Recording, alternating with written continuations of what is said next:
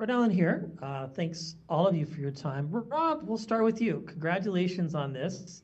You've Oh, been a part of thank you. some epic projects throughout your career. This one is fantastic. I'm very interested. What attracted you to this as an actor and as a storyteller and made you decide you wanted to commit your time to it? It's fantastic, by the way. Fantastic.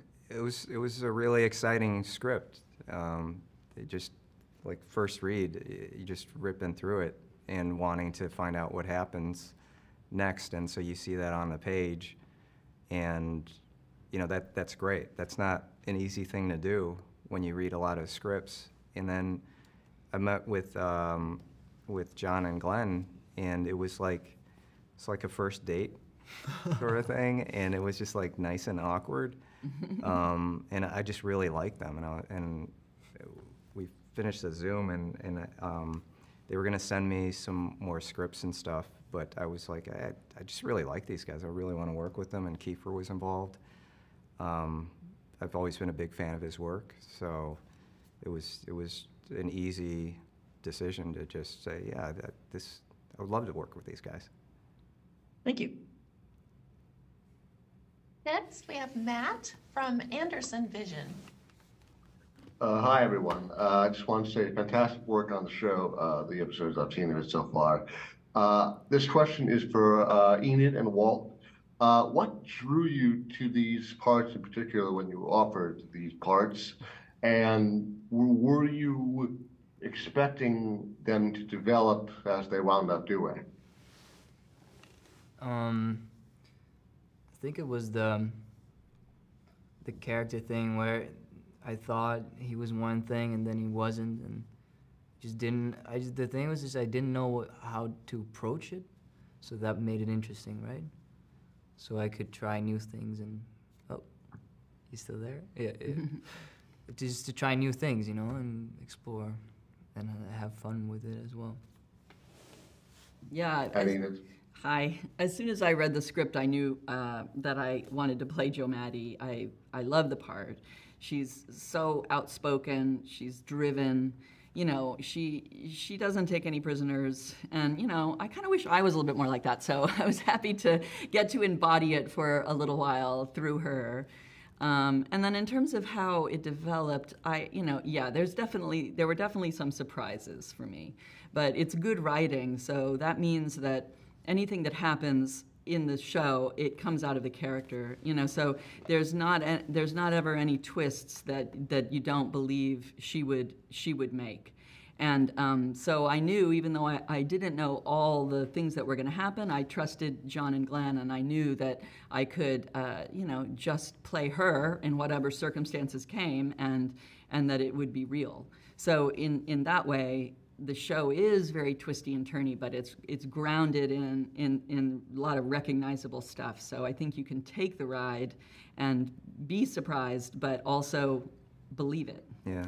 Yeah, Thank you. John and Glenn are really great at that to really root it in, because it's like fantastical circumstances, things are happening. So you need real people at the center. Yeah. Otherwise you won't engage, I don't think. Thank you. Thanks. Lisa from Starry Constellation Magazine. Hi, just echoing what an incredible, palpable, driven series this is. It's really enjoyable to go along for this roller coaster ride. And kind of playing off the last question, mine is for Enid, about Maddie. She has this great kind of cat and mouse sort of brother-sister dynamic at times with Kiefer's character, John.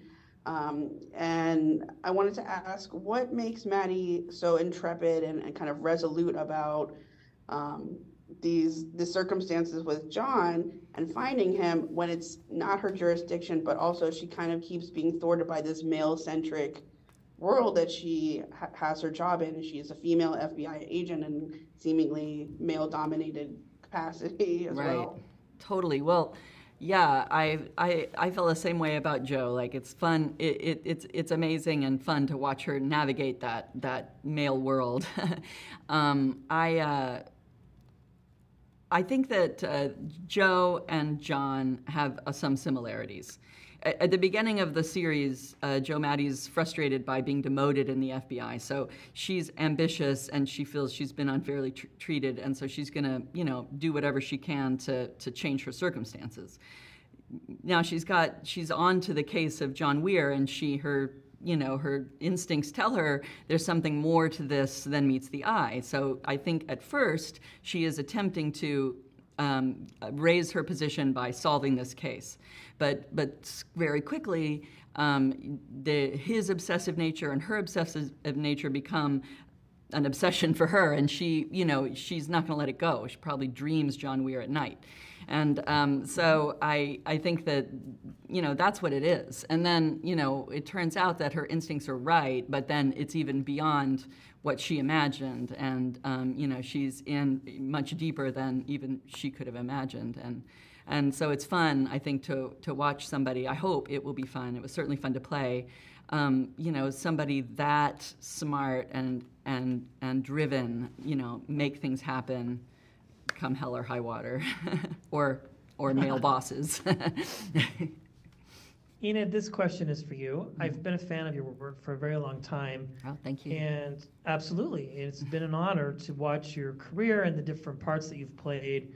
You seem to pick parts smartly and strategically, doing different things. Is there a rubric or one or two things at this stage of your career that would almost be like a non-negotiable to a degree that you go, okay, this is something that is very important to me in choosing a role, particularly like this?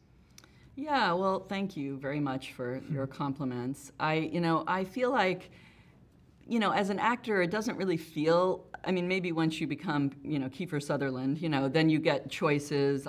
But, as a sort of more workaday actor, which I consider myself, you don't really feel that you get to direct your career in that way. But I do think that in a way you do, in the sense that, the kind of thing that you are, like when I, speaking of myself, the kind of thing that I would be good at is a certain kind of thing. And I tend not to get parts that would be things I wouldn't be good at. And so I think that like I'm not, it's hard to be good at something that you don't care about, that doesn't interest you, that doesn't spark your imagination. And so I think just that has guided my career, even unintentionally, if that makes any sense. That I don't get usually dumb, stupid parts because they don't appeal to me, And so the lucky thing is, something like Jo Maddie comes along, and I'm like, yeah, I get it, I want to try, and then it matches me up with the people that wrote it that also kind of are interested in those same things, and that's kind of the way it becomes guided, even though I personally feel I don't have the power to guide my career in that way. So I don't know if I have like a hard rubric, like this is what I would do or not do. I think it's more instinctual. Thank you. Lisa? Yes, my question is actually for Walt. The intern certainly has a way with handling business. Most fetch coffee, or in his case, pie at times. It seems like he has a flair for more than just following the rules and getting his hands dirty in other avenues. Where does his instincts and impulse control and then the kind of obligation find their own medium in a way when it comes to this role?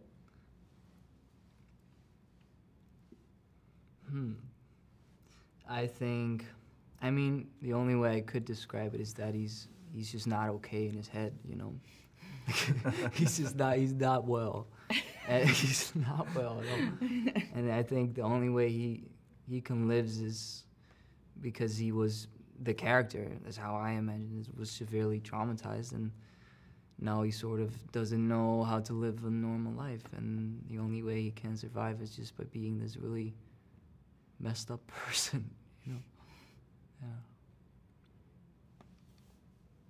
And Matt, last question, please. Not sure. All right. So finally, I guess.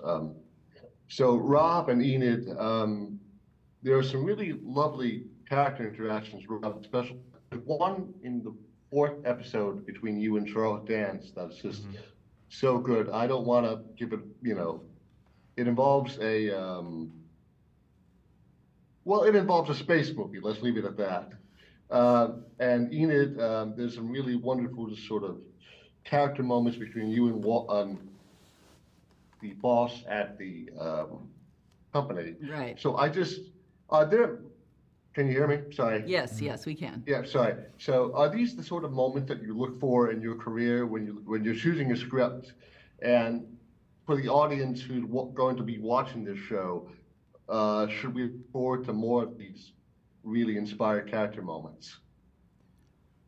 It was fun because on the set, you know, sometimes like John and Glenn would just let us like kind of, you know, take it away, you know, and we would play around like, you know, Noam, the actor who was the other FBI agent who we fight, he and I would, you know, try it this way, try it that way, you know, like improv a little. And I think it was just a testament to John and Glenn and how they trust actors and they allow actors to bring their own qualities to the show and have sort of a free and easy set that's very relaxed and allows for that kind of thing.